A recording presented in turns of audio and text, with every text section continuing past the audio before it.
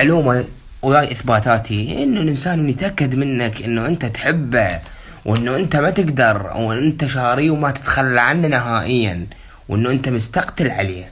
إيش راح يقوم يتمادى؟ يقوم يمسلت، يمضرط، ينعفل، يتغير، يدعوس على قلبك. هاي السوالف، سواء كان حبيب، سواء كان قريب، سواء كان صديق، سواء كان واحد ما تعرفه، بس يتأكد من عندك فهو راح يدق بكل ناقصة. لين مو كل الناس متربية، مو كل الناس عندها مخافة الله، مو كل الناس طيبين وولد اوادم، ولو الابهات ما لهم شغل بسوالف الدصير. احتمال الاب خوش اب والام خوش ام، بس الابن طايح حظه، البنت طايح حظها.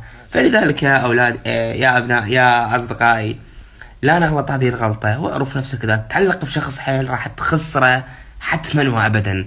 أبوز قصتك على هاي النصائح الجميلة، والضرر ده يطلع من عندك، والسبت راح تنفصل أنت.